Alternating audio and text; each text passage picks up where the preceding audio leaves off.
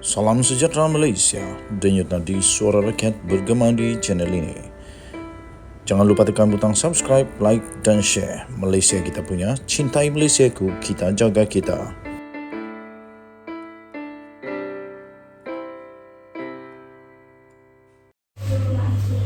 Salam sejahtera Malaysia, denyut nadi suara rakyat bergema di channel ini. Wow, mengejutkan sungguh Khairi Jamaluddin. Tiba-tiba dikejutkan dengan berita ini. Sebelum itu, selamat Hari Raya. Maaf zahir batin. Semoga anda semua gembira sepanjang Hari Raya pada tahun ini. Muhyiddin tawar Khairi Jamaluddin bertanding atas tiket bersatu dalam PRN. Saya bangkang. Saya bangkang kerana saya fikir Khairi Jamaluddin pertama, dia tak akan boleh dapat lebih daripada jadi calon dalam bersatu Perikatan Nasional. Selepas itu apa pula dia dapat sebagai nilai tambah?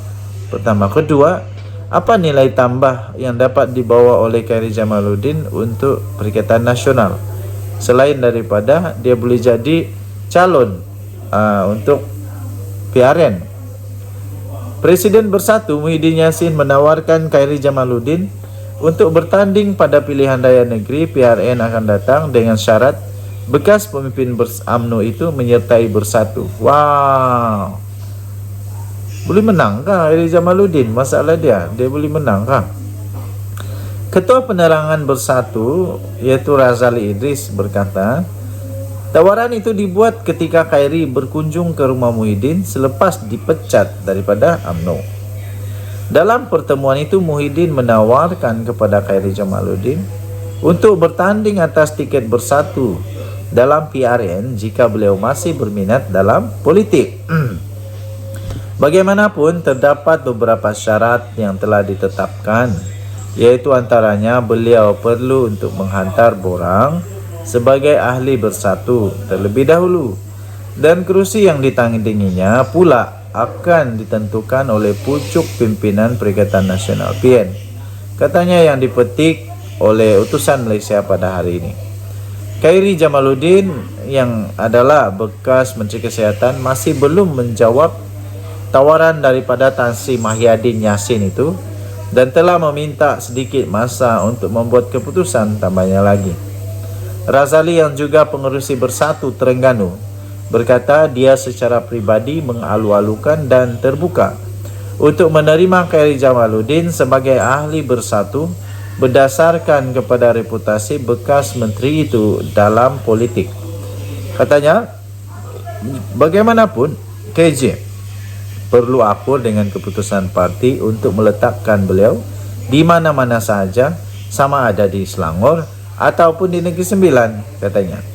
Razali berkata, Bersatu juga sedia membuka pintu parti kepada mana-mana bekas pemimpin UMNO yang dikenakan tindakan jika mereka mampu memantapkan lagi parti tersebut.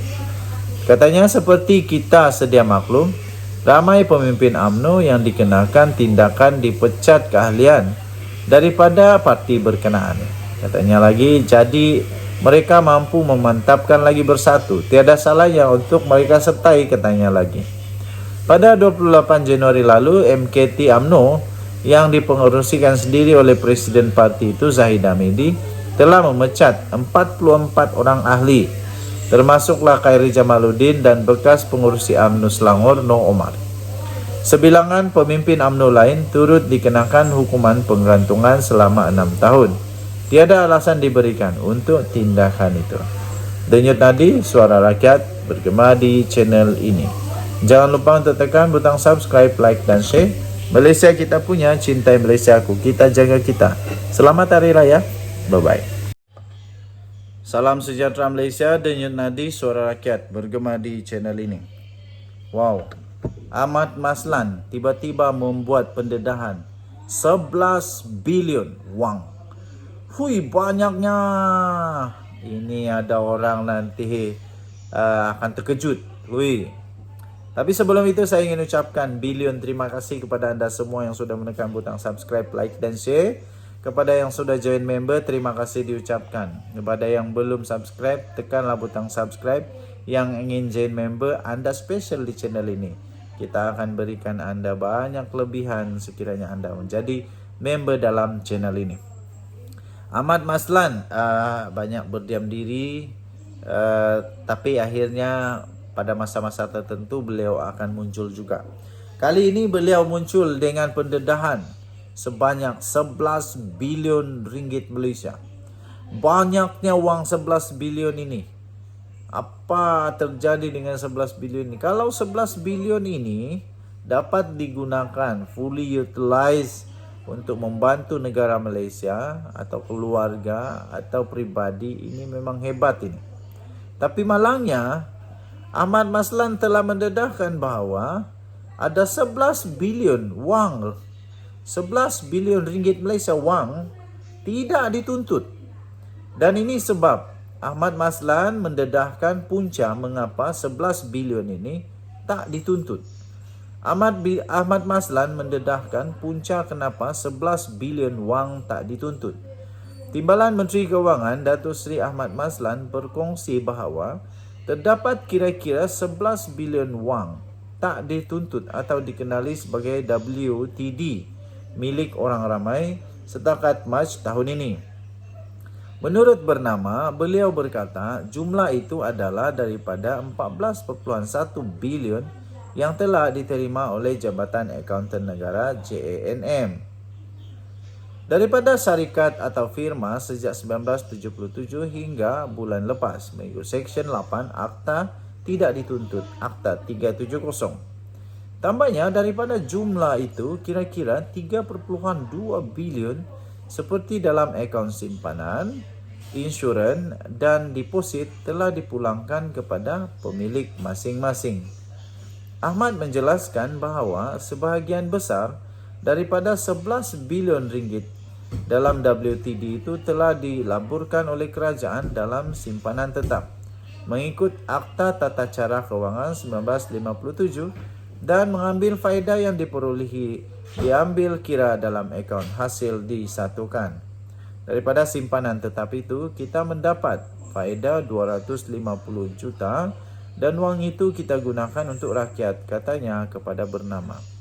Ahmad berkata WTD ditakrifkan sebagai wang yang perlu dibayar secara sah kepada pemilik tetapi masih belum dibayar untuk tempoh tidak kurang daripada 1 tahun.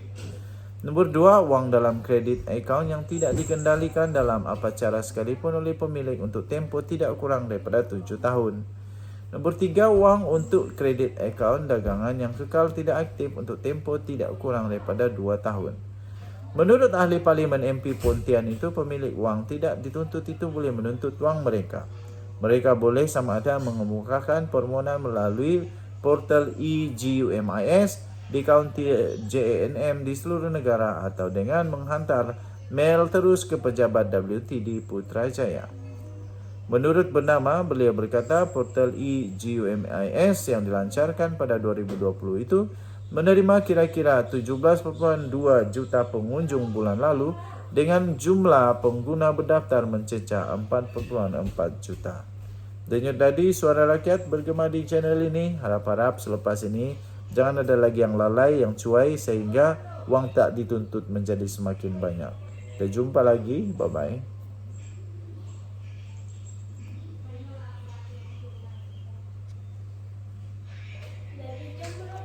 Terima kasih Malaysia. Bye-bye.